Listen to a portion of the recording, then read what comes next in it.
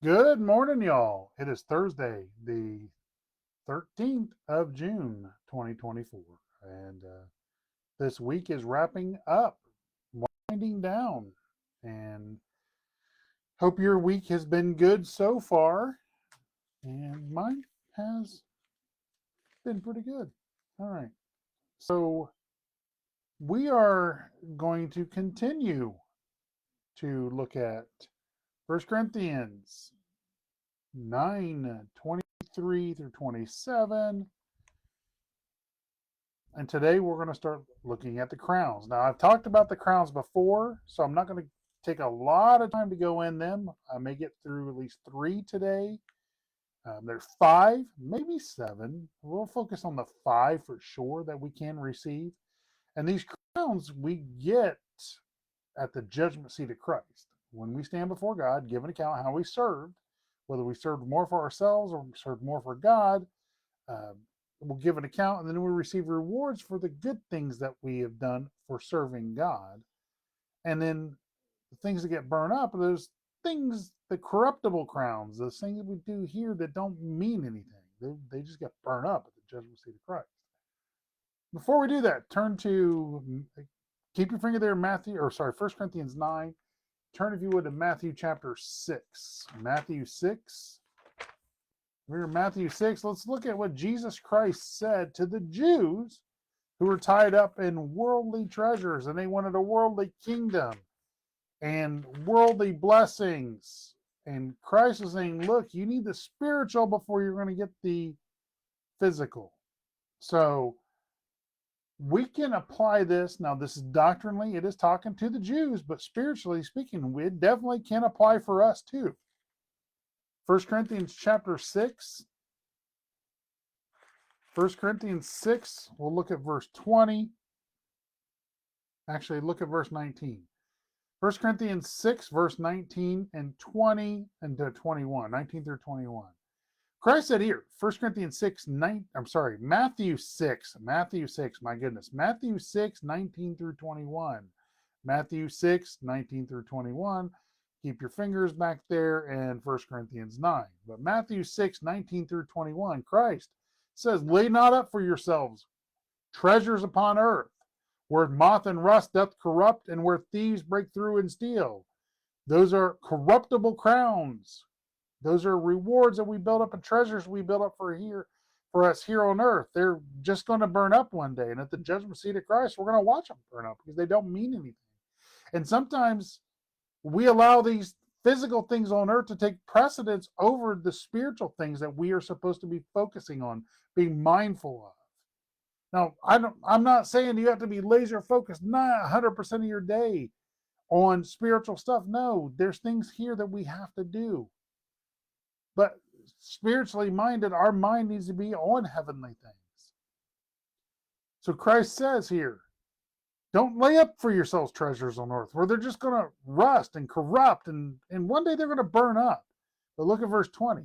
But lay up for yourselves treasures in heaven where neither moth nor rust doth corrupt and where thieves do not break through nor steal. See, down here, thieves can take stuff away from us. But in heaven, the big thief, Satan, he cannot take those away from us.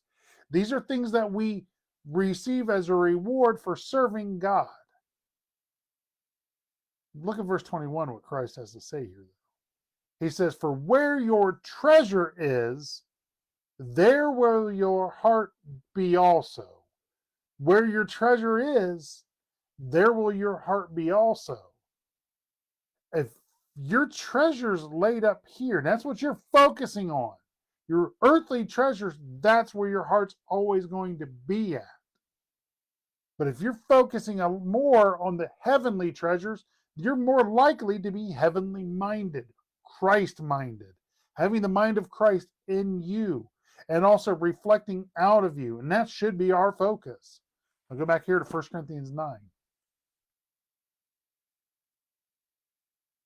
Remember, whatsoever we do in word or deed, do all to the glory of God. Verse 23, and this I do for the gospel's sake, that I might be partaker thereof with you. 1 Corinthians 9, verse 23. Verse 24, know ye not that they which run a race run all, but one receiveth a prize? So run that ye may obtain. And every man that striveth for the mastery is temperate in all things. Now they do it to obtain a corruptible crown, earthly treasures. But we, an incorruptible crown. See, there's 5 crowns that we can win in our Christian walk. This first one here, the incorruptible crown.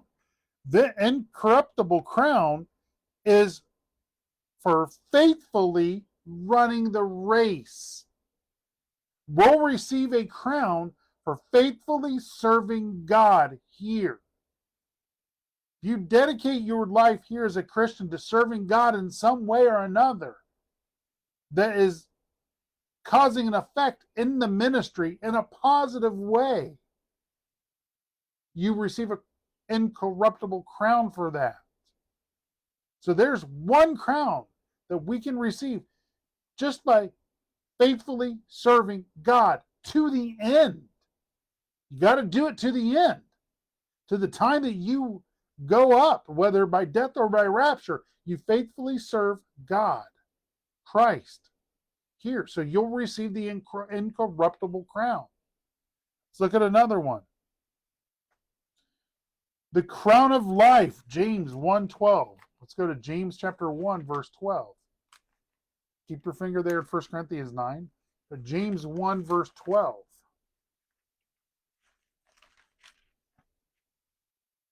James 1, verse 12.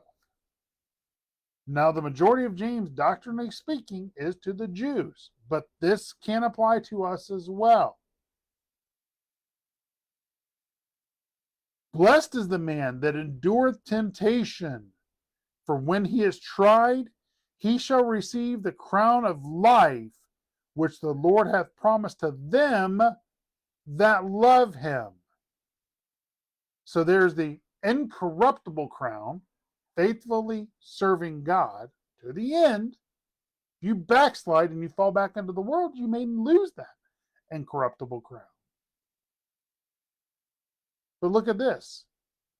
The crown of life is for enduring temptation. When you're tempted with something and you overcome that temptation, you receive a crown. The more temptations that you overcome, the more jewels you'll get in the crown. Just like the incorruptible crown, the more you faithfully serve God and in different capacities, you'll receive more jewels in that crown. Gold, silver, precious stones. The gold and silver make up the crown. Precious stones, additional rewards. So we get the incorruptible crown and the crown of life. The crown of life is for resisting temptation, but it's also, look with me at Revelation 2, verse 10. Revelation 2, verse 10. Now, this one will be a tough one. But I firmly believe the closer we get to the Lord's return, the more persecution we'll face as Christians. And the more persecution we face, it may come to a time that we have to lay our life down for Christ. Look here, Revelation 2:10. Fear none of these things which thou shalt suffer. Behold, the devil shall cast some of you into prison, that ye may be tried. They've been going into prison since the beginning of Christianity. The Apostle Paul, who was Saul, was leading people into prison and sometimes to death. That ye may be tried, and ye shall have tribulation 10 days. Be thou faithful unto death, and I will give thee a crown of life. So that crown of life, it's not only for resisting temptation, but it's also if you lay down your life and you are offered, you're martyred, you'll receive a crown of life.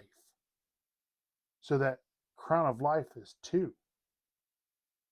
There may be, folks, a time even here in America, it's hard to believe that things would get that bad. Oh, they will get bad. The further this church goes into apostasy, the worse it's going to get for us Bible believing Christians. And there's a good possibility that before the rapture, the church is underground again. I'm not saying 100% sure, but I'm saying the Bible believing Christian churches may end up in underground again. And we will face increased persecution, even here in America. And some of that persecution may come from the brethren. So we're going to wrap up on that crown, the crown of the incorruptible crown and the crown of life. Tomorrow we'll look at the last three crowns. That's all I've got for you today. Hope you have a good day. God bless y'all, and I will talk to you tomorrow.